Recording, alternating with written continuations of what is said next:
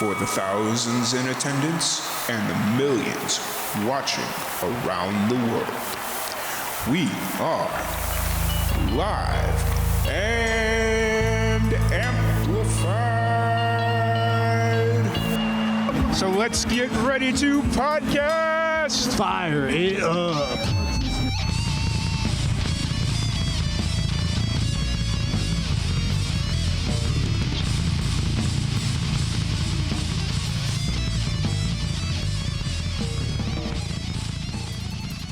Welcome, everybody, to another Live and Amplified Livecast. I'm your host, Tom Quiet, and we are back at it again with another amazing podcast.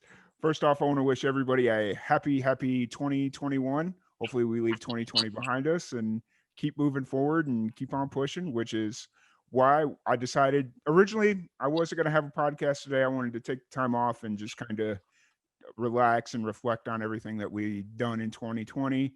But Nia posted that she was releasing some new music a couple days ago, and I was like, well, I've already kind of broken the break that I was going to take during the holidays, and I was reached out to her last night. Yeah, it was last night, actually. That's how quick this all kind of came together. And was like, hey, let's do a podcast, promote your new single. And lo and behold, it became two singles. So here we are. We got Nia Nicholls joining us today. How's it going today, Nia? Yeah, I'm doing really well, thank you. How are you? Doing pretty good. You know, it's early. Well, it's not that early here. I've been up for a little bit, but you know, it's just kind of like my day's thrown off because fireworks were going off until like 2:30 in the morning yesterday, and I was like, okay, 12 o'clock hits, I'm going to bed. I saw the ball drop, I'm good. And then, of course, here in Texas, it's like fireworks. Let's get it. Yeah, you must be pretty tired then. Kind of, but not really. I'm good. Oh, that's So, good. First off, I want to thank you so much for jumping on the podcast. I really appreciate it. It's always a blast to sit down and chat with you. Oh no, well, thank you very much for taking the time. Like, as I said, taking time out of your break to speak with me. I really appreciate that. It's like taking time out of my break, but my break is taking time out of the podcast. So it's just like, okay, we'll figure it out. But Yeah. So first off, you're dropping new music already, setting 2021 off right. Originally, it was supposed to be one song, and then I found out this morning when I woke up that it's two songs. So what was kind of the idea of promoting one release and then kind of springing a surprise release behind it? What was kind of the idea behind that? So usually I always release one single at a time, and I do that because I like to promote one thing at a time, because the music industry has sort of got to a point now with social media and everything, everyone can only focus on one thing at a time. Mm-hmm. So that's kind of why I did that. But the record label that I'm signed to now, Unique Recording Artists, they like to put out as much as we can, because it does look better for the artist on Spotify when people go and look and they see they've got all this music up. So they said, well, we're going to put out your two new songs, Waste My Time and Cali Beaches. And I just thought, okay, well, how am I gonna promote this, because I don't normally do this. And I just thought, Waste My Time can be the surprise second single, and just drop that on the day. And as you said, you woke up this morning and realized it was two, and I thought, well, it's like my little Christmas present to everyone. Oh, so let's go ahead and start off with Cali Beaches, because that was the one that was promoted pretty heavily. You did the pre-save link and all that stuff. What's kind of the story behind that song, and how long have you? Is it strictly a pandemic project, or how long have you been working on that song? So I actually wrote this shortly after I came back from California last January. And my mum and I went over there because I was doing some recording, and it was so much fun. But when we came back to England, we were so jet lagged. We were so tired. And, with jet lagged, when you're jet lagged, basically, you're exhausted, you fall asleep for an hour, and then you wake up at a ridiculous time in the morning and you're wide awake. Yep. And that's basically what happened to me at 3:30 in the morning. And I just had this lyric sort of go around in my head, and it was Cali Beaches. So I have this really awful recording on my phone of me whisper singing the first verse and chorus. and it's pretty awful, but I will be posting that because I have no shame. So that'll be going up tomorrow. And basically, the song is about a girl who chooses her career over love. And I think it's sort of an interesting twist on that, on those romance movies that you get in Hollywood where, the successful businesswoman chooses love and life in the countryside over her successful career in New York. And every single time I watch those movies, I just let off a huge eye roll because I just think, I would never do that. I would always put my career first all day, every day. And it'd be so anticlimactic for me if I was the main character in those movies. Like I would get on the plane, I would go to the city and I would do my thing. And I think a lot of my friends think similarly to me as well.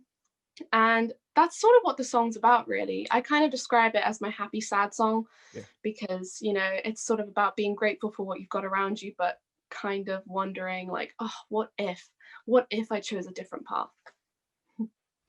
Absolutely. And it's a great song. Like I was waiting until midnight my time to see to listen to the song because I wasn't sure if it was coming out, if it would be available to me at midnight UK time, which would be 6 p.m. I want to say.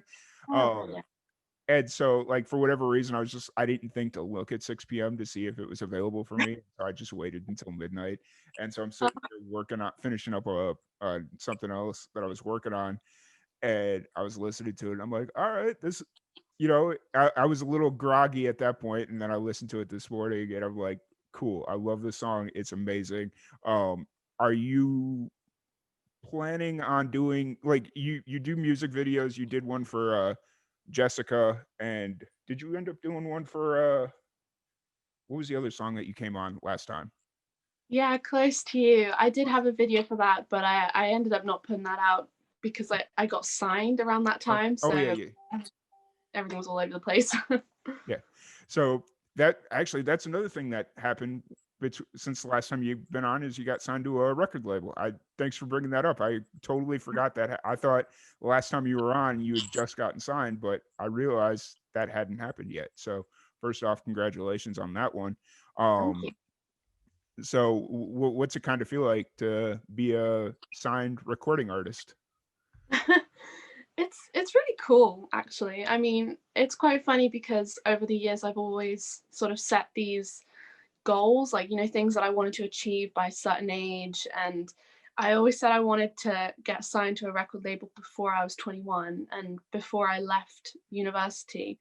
And these days, getting signed to a record label, it's so rare and it's so difficult because technically you can do a lot of this stuff by yourself now with social media and, at home recording studios. So I wasn't sure if that was going to happen, but it came about quite suddenly because my record label, called Unique Recording Artists, the man who runs that, called Bob Patmore, we have a mutual friend, and that friend introduced me to him. He just said, yeah, do you want to meet Bob? And I was like, yeah, sure. So my dad and I went up to London to have a chat with him, and it lasted for quite a while, about 4 hours. Oh wow. And then a week later, Bob calls me up whilst I'm in uni, and he's like, yeah, I'd like to have another chat with you. And so my dad and I go back up to London again, and then I basically signed the contract, and that's how that happened. And it's a nice feeling because it's nice to feel like you're in a secure like position now, if you know what I mean. Mhm. But also at the same time, I really just want to work as hard as I can to make sure this all pays off. Yeah, absolutely. And it's kind of weird because when you think of getting signed by a record label, it's because you're at a show and people or like a record exec or a representative sees you at the show, and what it's you from everything that I've seen, it's more of a live performance that draws people in, and then you go ahead and get signed in the middle of a pandemic where there's not any live shows going on. So, I think that's just really cool and speaks to the music that you're putting out and have been putting out. And like, just like from when I first met you, when you released Jessica to the two singles that you just released, Cali Beaches, there's just such a huge growth in between those two songs specifically, that I can't wait to see what you got coming up. Like, whether it's an Thanks. EP, LP, doing a full length album, just keep doing the singles, whatever the plan is, which obviously I don't know. I'm not on the inside of your record company, but whatever Yeah. you got going on, I can't wait to see it. Oh, thank you very much. I mean, I'd love to put out an EP or an LP, as you said, at some point. I think right now I'm really working on trying to like gain more streams on my Spotify, because that's Mhm. obviously where it's all at. And hopefully, if that starts picking up and picking up consistently, I would love to do something like that, because I have so many songs. Yeah. I hate waiting like a year in between, because how we normally do it. We recorded Yep. these two songs that I just released together. I will be recording another two songs, but I've already written like two more songs like in the past week, and I'm thinking, how long do I have to wait now to release that one? Yeah, absolutely. So Well, we'll see how so it goes. what was it about Cali Beaches that it just kind of spoke to be the right song to release right now? Honestly, I don't know. I think I've had this song, tucked away for about a year now. And, when we finally recorded it back in November, oh, I was so excited about it. And I really just wanted to put that out. And, as you said, being in the pandemic, we haven't been able to do as many gigs. Well, actually, any gigs, it's Yeah. all live streamed. And because it's live streamed, I've been quite conscious of not really playing new songs, because it sounds so ridiculous, but I don't want people to go back to that video and like more and more people hear that song and then it's not new anymore. So none of my friends have actually heard Cali Beaches. Like, no one really has. I played it on a few live streams, but apart from that, no one really knows the song. And so that's kind of why I wanted to release it now, because I just thought, oh, it's about time. I'm so excited about this one. It's different to what I've done before, and I'm just proud of it. Nice. Awesome. And then of course the big surprise was Waste My Time, which was the surprise single that came out. Um is that also a song that you've been working on for a while, or is that more of a newer song? Or what's kind of the story behind it? Yeah, so that one's actually pretty cool, because my producer, Matt Ball, he sent me the backing track of this song back in November. So I would say it's like a relatively new song. And he sent me this backing track that he had been working on, and he said, write some lyrics to it. And so I did, and that's how that came about. And I've never written like that before with anyone. I've never written to a backing track. So that was quite an interesting exercise for me. Yeah. But, I really enjoyed it, and I'm definitely up for doing more of that. So that's how that one came about. Nice. Uh, so it basically it came from like the instrumental, I guess is the best way to phrase it, didn't even come from you, and then you just kind of were given the exercise of writing to it, which you know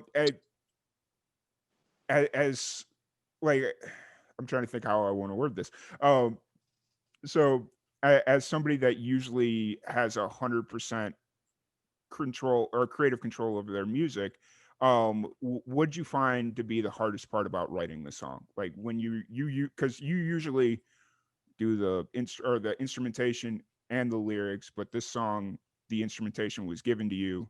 What was the hardest part of writing Waste My Time? Yeah, I'd say the hardest part. What would be the hardest part?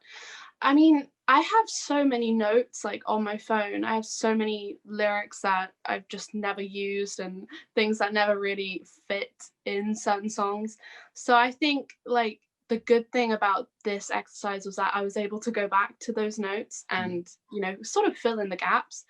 But I'd say the hardest part was probably, like, from my point of view, when I write a song, well, when anyone writes a song, they're probably, how do I word this now? Yeah.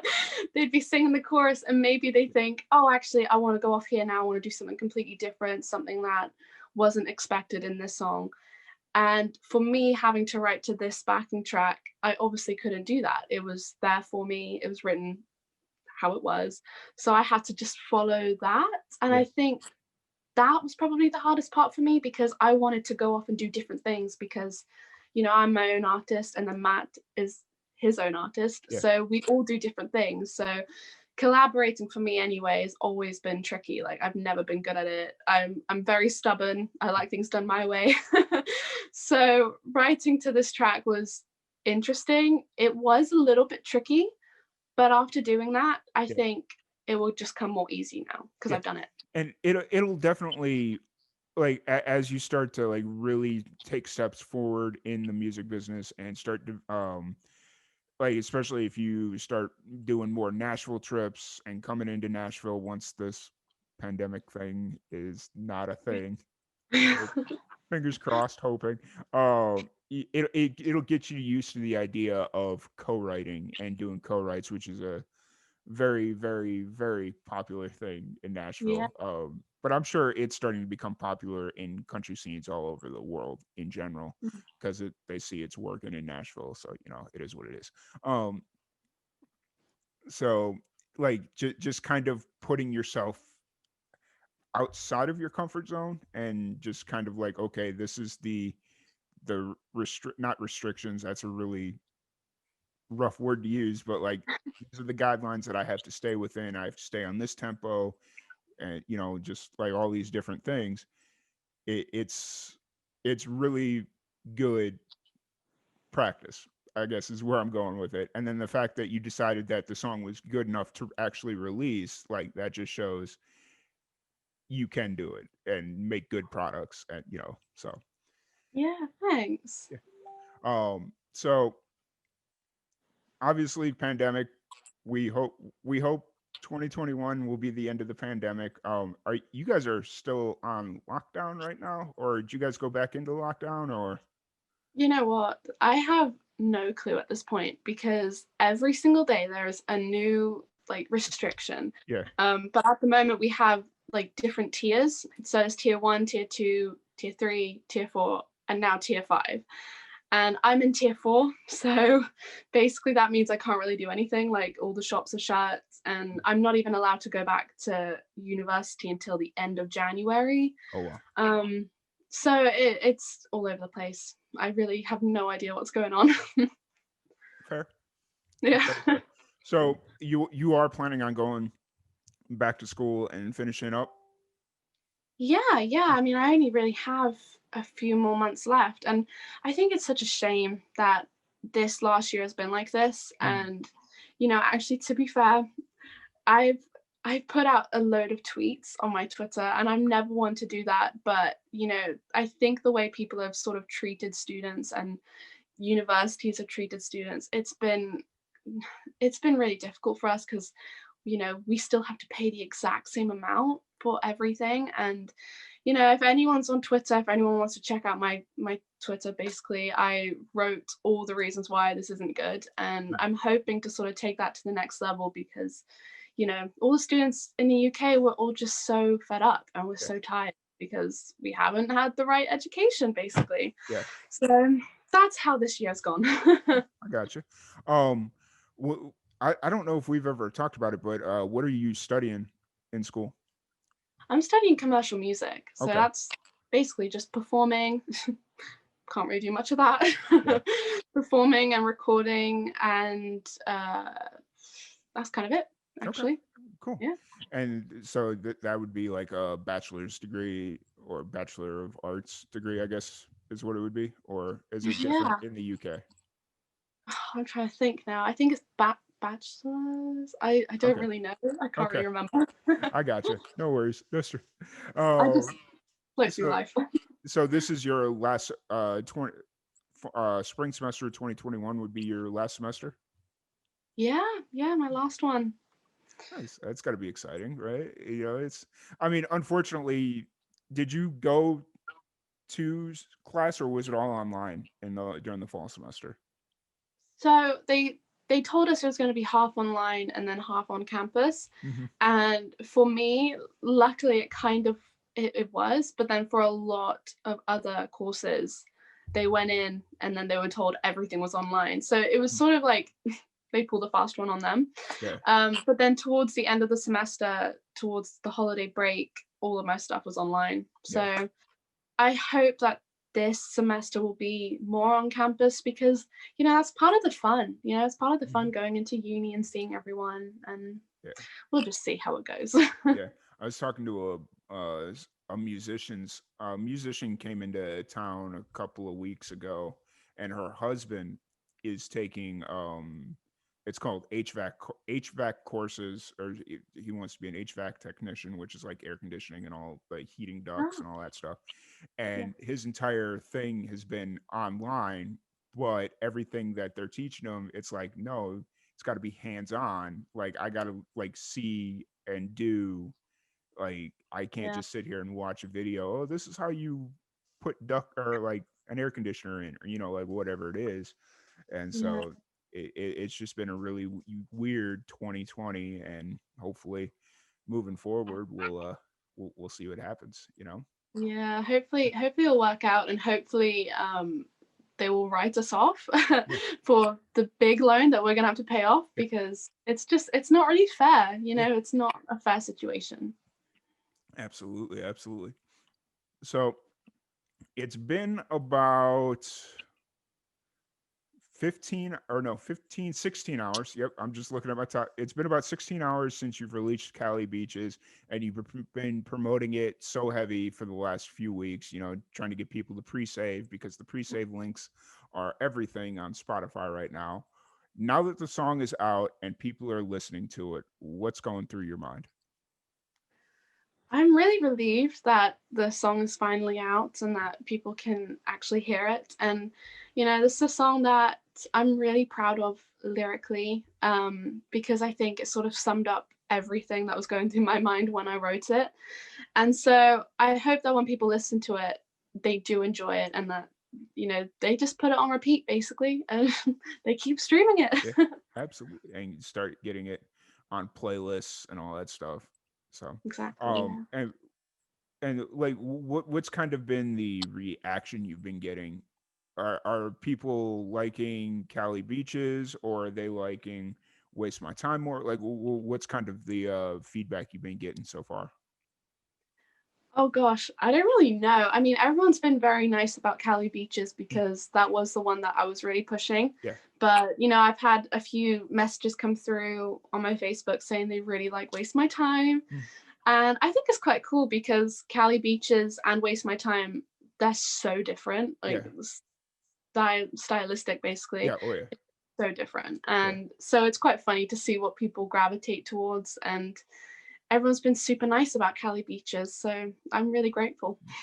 It'll be interesting to see how this release strategy works. Like you're promoting one thing, and then right after that releases, another single drops right behind it. So it'll be really interesting to see how that pays off for you, and just kind of um, Yeah, just see if it works, because like maybe you guys stumble onto something and it's like, okay, we promote one thing and then we release a second thing right behind it, and they both do just as well. So yeah, maybe yeah. you guys. I think it's like sort of I don't know if it's the right phrase, but like the shock factor of it, Yep. because people are expecting one thing, then they get another, and then they're like, okay, now I have to check this one out. Yeah. So I hope it kind of works. Yeah, I mean, I think we all hope it works, and because it, like, right now, from my perspective, it's really the perfect time to be kind of experimenting Yeah, with what you're doing, because definitely. you don't have shows, you can't do or you can't do live shows right now. Like, I mean, I Mhm. guess depending on where in the world you're at, like certain parts of the world, they're doing live shows, some certain parts they're not. So, it just really depends on where you're at. But like, so you particularly you can't, so you got to find a way to keep your name out there, keep building yourself. So like by doing the uh promoting a new single and then doing a surprise release, maybe it works, maybe it doesn't. We'll kind of have to wait and see. Like, obviously, being 16 hours off the release, it's a little soon to tell if it works or not, Yeah. um but hopefully it does. what's kind of the plan moving forward now that you've got the singles out, and you are you looking at doing videos? Are you looking at like doing acoustic versions of these songs and doing like acoustic videos? Like what's kind of the plan moving forward? So for Cali Beaches, I actually do have a video, but it's not like a normal music video. It's more like all of our home videos, Hmm. that all the videos that we took when we were in California. And I thought that was quite nice because I thought it sort of gave people a bit of an insight to what I was doing when I was over in California, and that it really wasn't like a holiday. Like it was a full on like work thing. So that's what I've got planned for Cali Beaches. Waste my time, I don't have any plans for. And the next step, I think we're going to be recording more songs Hmm. during January, or I think. Yeah. And then we'll be releasing them over the next few months. And I hope to actually be able to do music videos then. Hmm. At the moment, with all the Yeah. restrictions, it's just been near impossible to get anything done. Yeah. So just have to wait for the right time. Yeah. And I mean, honestly, it's a good opportunity to kind of, if you want to test your creative limits and start getting creative with how you do certain things, Mm, whether it's like just doing something, making a music video in your bedroom, like whatever it is. Like right now is just the time to get crazy and start experimenting a little bit with the music and how you promote it. So like I definitely. especially now that the stigma of 2020 is kind of behind us, and like the fresh perspective of 2021 is out there. um Even though it I hate to start it off with such a downer, because it's like the 2021 does not look as promising as the No. beginning of 2020 did. Like let's be realistic. Like they're talking about new variants of the COVID and like all this other stuff going on. So it's just kind of like, all right, so it's more 2020. But you Mm, need to, like, I've been taking this mindset of nope, it's 2021, 2020 is behind us. Let's see what we can do to make 2021 the best year we can. So yeah, that's a good way to look at it for yeah, sure. I mean, like I know I've definitely been experimenting a lot with sort of, my music releases. Like yeah, when I released Jessica, that seemed like the worst time for me to do that. But, then I got to meet people like you, and it just, for me, 2020 was a really good year for yep, my career, and it shouldn't have been because we couldn't do anything. But I think if you just sort of free yourself up and don't overthink things, like, everything's worked out very nicely for me, and I yep, hope it continues to do that. And I've sort of thrown away the whole overthinking about every yep, single and how I'm going to promote it. I'm just sort of going with the flow now, and I yep. think that's Absolutely. That's the best way to do it. It's just kind of like, if 2020 taught us anything, is we don't know anything for sure. Like anything at any given moment can happen. And you brought up you had come on back earlier this year when you were promoting Jessica. Yeah, you were promoting Jessica. It had just released. Um and like I'd mentioned earlier, just like watching you grow over the last, when did you come back? When did you come on for the first time? Was that June, May, June, something like that? When did you release Jessica? yeah, I think it was around June because I released Jessica end of May. So Uh, around beginning of June, I yeah. think. So like watching you over the last 6 months, just like really grow and release more music, release new music. It's really been awesome. And just like thinking about all the musicians that I've worked with, like just even the musicians that I worked with originally that brought me to you, and then after doing your interview, the musicians that you brought me to, it's just kind of like, wow, this is really crazy. This is awesome. And so like, if I could take that same momentum and just keep going into 2021, I'm happy. I'm good. Like, let's keep going. Yeah, So yeah, definitely. It's a good way to look at things. yeah. So with it being the new year, I'm a big fan of speaking things into existence and just kind of setting yourself up for a positive start. So, what are some of your goals for your music in 2021? What are some of your goals and aspirations? Okay, so I want to make more music videos. That's Okay. definitely something I want to do, and I want to because like in the past when I've done music videos, I've been so nervous about doing them because, you know, I'm not an actress, I'm not a dancer. So like I'm so out of my comfort zone when I do that. But I really want to do more of them and I want to get better at that. And I have a band now and I really just want to gig as much as I can with them once we're allowed. So I'm looking forward to doing more with them. And I also really want to come back to Tennessee in the summer Okay. if I'm allowed. Yeah. And I want to do that. And I want to spend as much time as I can out there because I just really miss that atmosphere. You Yeah. know, like you guys in America, I don't know what, I don't know how you are the way you are because it's amazing. Yeah. Like for an artist to come over there and you guys are so welcoming Yeah. and you tip very well. We don't tip over here. Yeah. And it's just such a great vibe and everyone is so nice and supportive and Yep. you know people are nice and supportive here as well, but it's just a different atmosphere, so I really miss that and I really want to go back there in the summer if I can. Yeah. So those are my Absolutely. plans.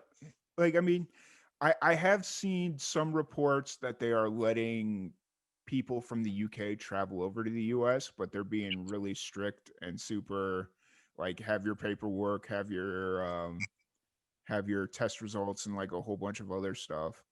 But it's one of those things. It's like when you get here, depending on where you're going, it's kind of like, as a musician, is it really worth going through all that to come over here and then like, oh well, I can't even play show, like, I know. obviously depending on where you're going, like Nashville is going through a lot right now, and Tennessee in general is just going through a lot right now with Mhm.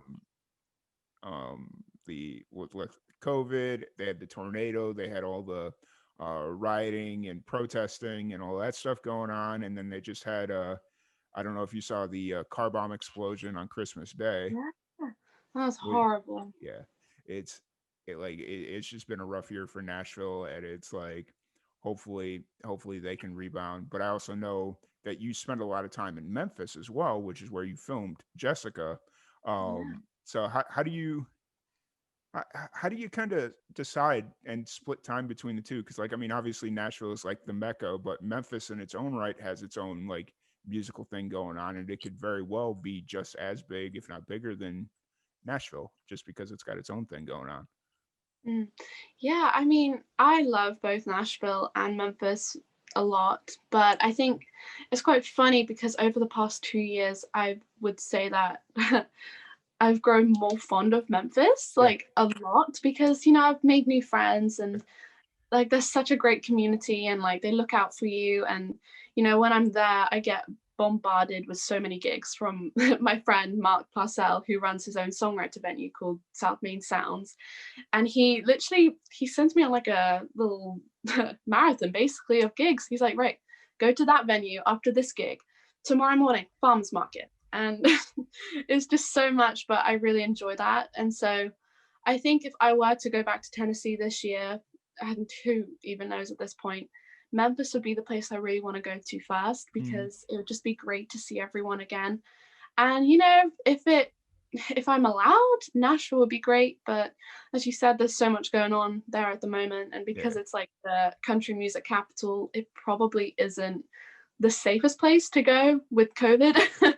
So it's yeah, kind of just weighing out your options yeah. really and seeing what comes of it. Yeah, absolutely. And it like I bring anytime I talk to somebody from the UK, I always bring this up because it's really interesting. Like, you watch a lot of the UK country artists that want to come to Nashville, want to come to Memphis, want to come to Texas, and they want to, and like, succeeding in the US is like a, I don't want to say a benchmark for them, but that's like a big goal of theirs. Whereas you talk to like a lot of musicians here in the States, it's, oh, if we could succeed over in Europe, whether that's the UK, like whatever it is, um, that's a huge thing. Like, that's a huge benchmark. Yeah. Like, just being able to travel overseas, and that's like a benchmark moment for them. So just kind of watching and seeing the difference in what's considered a success for different bands and different type of musicians Yeah. from different areas, it's really interesting. So Yeah, I mean, like, that's the thing. I think if you sort of break into Europe, it helps set you up for America. Like I've seen, Casey Musgraves, I know she's always been like really successful in America, but she came over to Europe and she did like a whole tour, and then she went to the Royal Albert Hall in London and she sold it out. And like that's like unbelievable for a country artist like herself who doesn't get a lot of country radio play in America to sell out the Albert Hall in London. But it was because she did the circuit in Europe. And same with Ingrid Andress. I think she did a similar thing.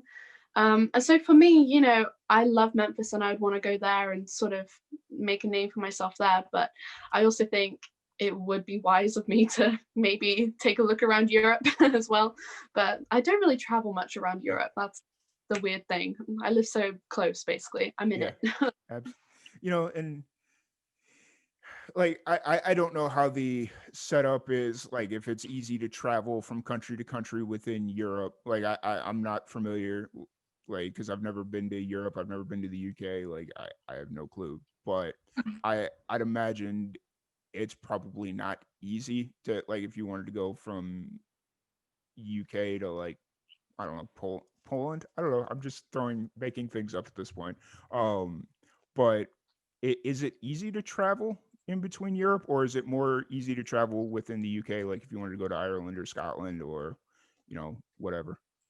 Yeah, it's actually not too bad. I mean, I haven't really traveled around Europe that much at all, but we're part of the European Union. I mean, we just came out of it last night, I think. Yeah. So I don't know how the traveling restrictions will change. They probably will, but it's always been fairly easy. And actually, a friend of mine, she was from Boston, I believe. She did a semester in Bath, and we had some classes together. And it was so amazing to see that on the weekend, she would just travel. She'd just go to like Italy, like Rome or France. And I'm like, where are you going this weekend? And she's like, oh, I'm going to France. And I'm like, but she just doesn't think about it. Like, and I think that's something that's different between Americans and like British people. We look at like a 4-hour journey as like so long. We can't even like think about it. But to travel from country to country is sort of like, what? And Americans, you guys are so used to it. Well, here's the thing, and this is just my perspective on it, is there are a lot of communities, and I saw this when I was living in New Mexico. Okay, so story time. Okay. I was living in Roswell, New Mexico, and it was the manager of the TV station that I was working at. His wife was a school teacher, and she wanted to bring her kids in to show them like the station as like a career day type thing. And I was talking to a couple of the kids, like, hey, so how'd you like the tour? How'd you like the like the video? Like we shot a little video thing. Like, oh, it was really cool, but I've never been to Roswell. Like, this is such a big city, and they lived 10 minutes away. They were 13, 14 years old, and they'd never traveled 15 minutes outside of their town. Like, leaving the little community that they were in, they'd never left. Like, and it was like, man, I took that for granted as a kid, because growing up in the city, it was just kind of like, oh, we're going here, we're going there, and so it is what it is. And so like now I take that, I'm like, I don't want to be that person that ends up being 30 and he's never left the 15-mile radius of his home. So any chance I get, it's like, oh, let's go to Oklahoma. Oh, it's 6 hours away. Okay, let's go.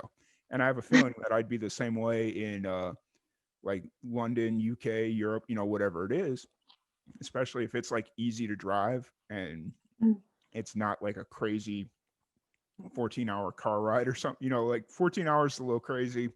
8 hours is about where I like. Wow. I can comfortably make that trip and not be mad at myself for making that trip. But anything over 8 hours, it's just kind of like, okay, we're good. Oh my gosh. So that's so mad. I mean, like anything above 3 hours is well, actually, I'd say even less than that. Like probably anything over an hour and a half, and maybe even less than that, an hour. Yeah. People find that like a long journey, and like I've been pretty lucky because my parents have always like taken myself and my brother to like different places, and that's why we go to America, because we just love Yeah. seeing new things. So we're used to long journeys, and like we're pretty comfortable with like traveling like long distance.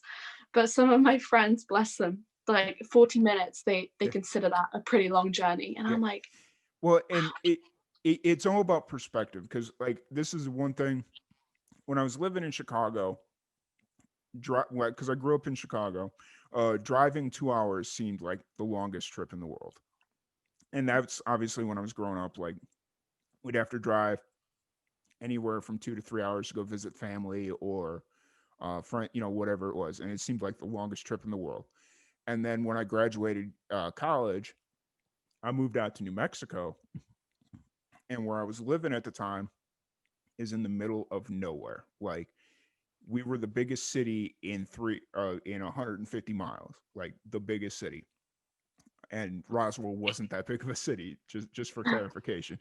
And so it was three. Like if I had to go see a specialist, like if I needed to go see a neurologist or like a specialist doctor for something, it was 3 hours to get anywhere. Or if I needed to go to like a camera store or like get something specific for my film work, it was a 3 hour car ride. So oh it my like god. the 4 years there, it was just like, okay, well, 3 hours is nothing. And then started doing live and amplified, and it's like, well, now we really got to start traveling. And then 8 hours just kind of became nothing. And so now here we are. So Yeah, I mean, I suppose like the more you do it, like as you said, like you just get used to it. I mean, I find that traveling back and forth from uni, like it's about an hour and a half, sometimes 2 hours, like if there's traffic. yeah, And the first few times I made that journey, I was like, oh, this is long and it drags on yeah, and it's a straight road. But now it's like literally nothing. I'm so yeah, used to yeah. it. And it like the best experience I ever had traveling across the U.S. was when I took the train. My grandpa had passed away about 6 years ago, and I wasn't wanting to drive the what was it going to be 18 hours back to Chicago to go to my grandpa's funeral. And so I was Yeah. like, well, let me take the train. And so I decided to take the train. It ended up costing me like $80 or something for a ticket from New Mexico to Chicago. And I was like, okay, I can make that work. And so I jumped on the train and just drive, like still having that feeling of driving and being able to see and notice different parts of the country, but not having to actually worry about focusing on the road.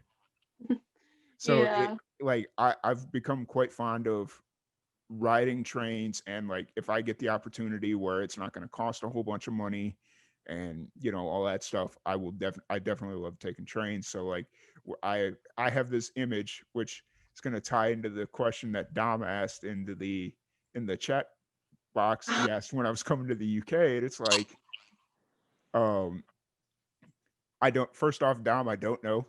We'll figure that one out as COVID permits. But like when I go to foreign countries, I see myself riding public transit more, just to kind of be able to see more of the area and not have to worry about like the actual transportation, I guess. So Yeah.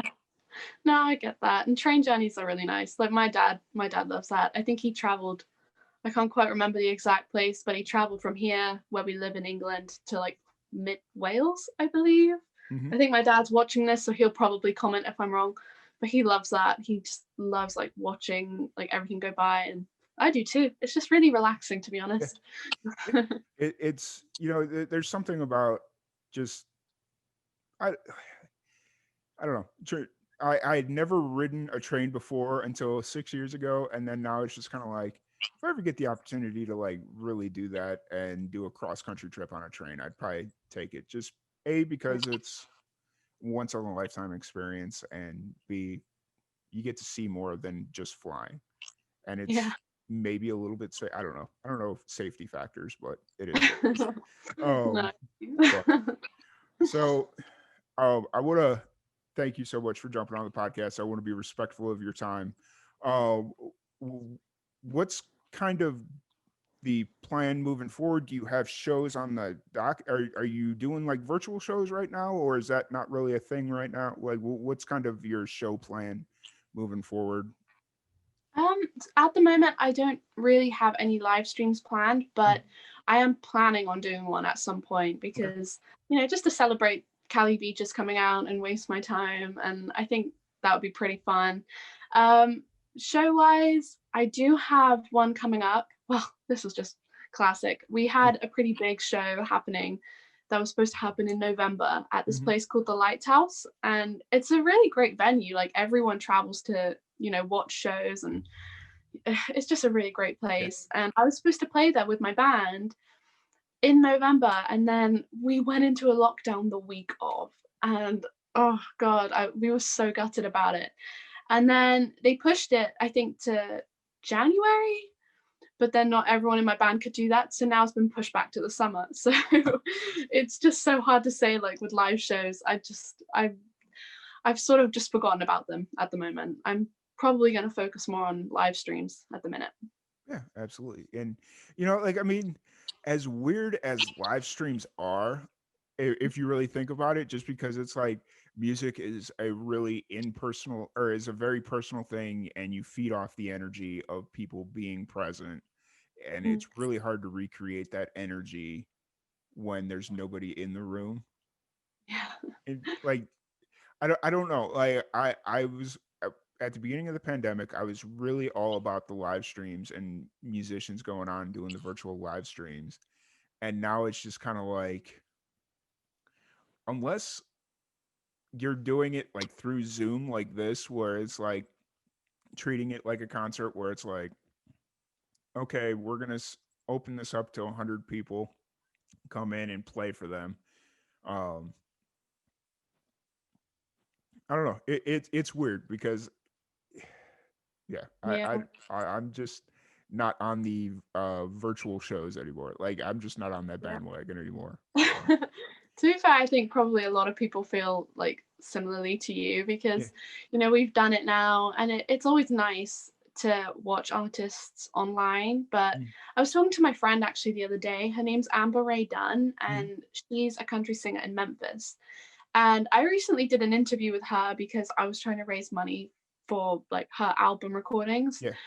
And we were talking, and she was mentioning like tips, and she said, I'm doing a live stream, but people don't really think to tip the artist when it's on a live stream. It's not Yeah. like they mean to, they just don't think. They Yeah. maybe they get distracted and they walk off and they forget to do it. Yeah. And she said that's the difference between live streams and in-person shows. Like it's an experience when you're Yeah. watching someone like at a gig. Yeah. And I think she's right. Like, I guess we kind of took it for granted, but Yep. I guess now that we can't do them, we won't do that again. We won't take it for granted. Yeah, absolutely. And it's one of those things where it's like when the pandemic was first a thing, the virtual shows seemed like this great idea where it's like, okay, the pandemic's only going to be a couple of months. We'll do virtual shows and we'll keep ourselves afloat until we can get back out and do live Mm, shows. And I was really about it because I thought it was a good idea and good opportunity to like expand your horizon and grow. And I've definitely seen musicians grow from doing virtual shows, but it's just like it's not the same. It's not the same experience. And I really mhm. realized that when I went to my first show of the year. Well, not first show of the year, first show since COVID about a month or so ago. And I was just like, yep, it's definitely not the same. It is not the same feel. It is not the same vibe. And yeah, so And so are you guys allowed live shows now? in Texas, it's kind of do what you want. It's up to the venue promoters. There's still like limitations on who you how many people you can let in. So that's kind of a weird thing. Yeah. You'll go to a bar that could seat like maybe 75 people or something, and there's only like 20 people in there because that's all they can let in. Mm, But so that's kind of a weird experience. But for the most part, we're starting to see shows pop back up, which is cool. that's Just good. not at the That's good. bigger venues. It's a lot of the smaller pubs and bars and breweries. So Yeah. Oh, that's good then for your artists in Texas. yeah, and like I think they're starting to pop up more across the U.S. in general. Like I know there are certain states, like their lockdown restrictions are a lot stricter than others. But um, other than that, I'm not too sure like what some places are Mm, saying versus others. So, uh, yeah, have to see how it goes. yep, absolutely. But yeah, once again, I want to thank you so much for jumping on the podcast. If people want to subscribe to you on Spotify, listen to your music, find you online, where can they do that? Yeah, well, firstly, thank you very much for having me. It's really great. And if you guys want to stream my music, I'm on Spotify. It's just my name, Nia Nicholls. I'm on Instagram, Twitter, Facebook, and it's all just Nia Nicholls. Oh, and I'm on YouTube. So it's straightforward. Hey, have you not jumped into the TikTok world yet? Oh gosh, I am on TikTok, but I don't know if anyone wants to see that. You But know my what? TikTok, I I I wasn't a believer in like another side rant here before yeah. we call it a day. I wasn't a believer in TikTok for musicians because I thought it was just one of those things where it's for more established musicians to kind of get their songs into rotation. People doing the side by sides or whatever it's called. And then I was watching this independent musician from Nashville just kind of build a following. And she one day she was like, hey, got this rough track of a new song I'm working on. Let me know what you think. And it ended up getting like 5,600 shares or something. And then she's Wow. like, okay, well, if you guys do that again, I'll actually go record it and we'll release it. Or I'll actually go record it. And then she did the exact same thing with like the cleaner version. And it ended up getting like 1 million shares or something. And she's like, if you do it again, I'll actually release the song. And they did it again and she released it. And then it became like number one across the iTunes charts and all that stuff. And I'm like, Wow. whatever you did, I'm sitting here for days just kind of going through her TikTok history and just like, how'd you do that? Like, Yeah. let's reverse engineer this and see what we can Yeah. do to like make this work for everyone. So, I know it's definitely a strange thing. Like I use TikTok just for bants, to be honest. Like it's just jokes for me. But yeah, then I also have a few little clips of like unreleased music that I'm working on and things like that. And I don't expect to go viral. And I yeah, kind of hope I don't because my TikTok is a bit of a mess. yeah. And if people want to see that, my TikTok is Nia Nicholls 3, I think. Okay. And you'll see what I mean by that. But I guess it is really good for like artists, and it's a luck thing, I think, as well. You just never know who's going to go viral, and I think it's really great. I think Yeah. it's a really cool thing. Yeah, absolutely. It's just one of those things where it's just like it's a new. Well, I mean, it's not a new platform because if you go back through the history of TikTok, it was around as musically, and so it has its lineage, but as TikTok itself, as like this cultural phenomenon, really, it's a relatively new thing, and people are trying to figure it all out. And the fact that a lot of people can't makes it really interesting because it's like it just shows that it's organic. Like there's not a method to the madness. It's is your stuff good or whatever your content is it good? Are people reacting to it? If it isn't, then it's not going to succeed on TikTok, which is really Yeah. interesting. So, Yeah. um, but I mean that's also all very different different perceptions. Like I mean, there are people that blow up on Spotify that couldn't get 2 likes on TikTok. So like I mean, it's the audience. You just got to figure out what the audience is, and um, Yeah, so definitely. And I think like the cool thing about TikTok as well, I saw this guy, I think his name's Grady Smith, mhm. and he's on YouTube, and he's a really cool channel. He just basically talks about everything that's happening in country music. And he was talking about TikTok, and he said, some people hit like they get viral and they have a professional setup, but then some people go viral and it's literally just them in their room. And Mhm. he said, and I think that's the cool thing about Yeah, TikTok is that no one's really looking at like the quality of, if they can hear your voice like crystal clear, or if like the image is crystal clear. yeah, If it's good, then they'll like you. yeah, absolutely. And on that aspect or on that note, since you have signed to a record label and you're kind of starting to work yourself into the more business aspect of the music industry, like working with a record label and stuff like that. Have you do you have a LinkedIn page? Are you familiar with LinkedIn? Yeah, yes, I do have a LinkedIn page, but I've never really used it. It, Maybe I will at some point. yeah. Well, here's why I ask, because I've found LinkedIn, like, just as purely business, and like you treat it like you would your Facebook page where you're posting your music and all that stuff, but just like purely on a business end, like just getting yourself out there to radio DJs and country, like A&R, like just different types of people, is really good for that, because that's where they're at, and just getting their attention is really easy on LinkedIn right now. So I'm just going to throw that out Oh, there for anybody listening. It's oh, just kind of think outside the box a little bit, and like, mhm.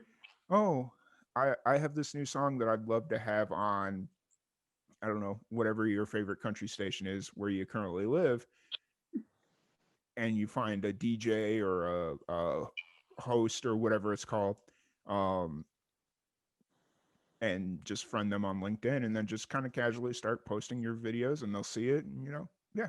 So Okay. Yeah, I'll that, definitely that, look that up actually. Yeah, that, I'll do that this evening.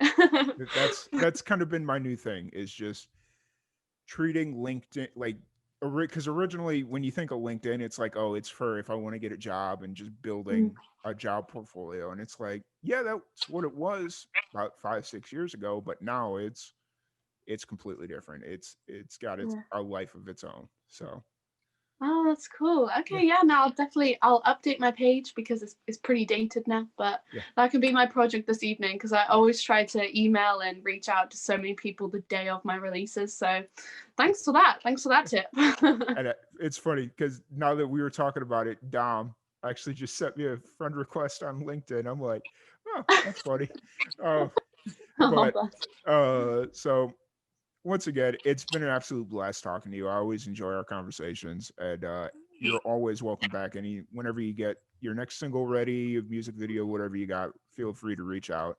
And it's kind of funny because when I talked to you, what was it, a week or two ago, asking if you had anything coming up that you wanted to talk about, and he's like, yeah, you said, yeah, I want to get on in 2021 and talk about some new stuff. And I don't think you were referring to Cali beaches. I don't think you were referring to that.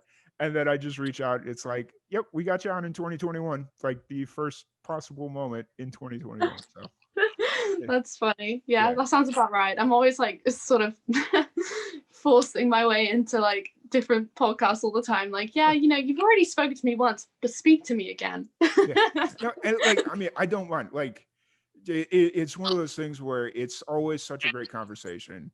Like, it's become it's interesting because I've always, anytime I bring on a return guest, it's like, okay, well, what are we going to talk about? Like, we talked about 90% of it already. And then with you, I don't know, is this your third time back on now that I'm thinking about it? I think it is. Yeah. Maybe. That's Well, because right. you were on when we were doing the like Instagram thing there for a bit, you were on one of the, I don't know, Yeah. second, third time, whatever it is. And it's just like, it's easy. So it's a fun conversation, and I always enjoy talking to you. So anytime you got something going on, let me know. You're you're Oh, thanks. you're in. Thank you very So much. And I always enjoy speaking to you as well. It's great. yeah, absolutely. But once again, thank you everybody for tuning in. Thank you for stopping by. I really appreciate it, and we will catch you guys later. Yeah. Bye. Cool. We are good. I need to Nice. block out this window. I recently moved my computer setup in front of a window because I thought it would be better. But Mm. anytime the sun comes in, it's just kind of Oh, like, oh, let's it's blow his face out.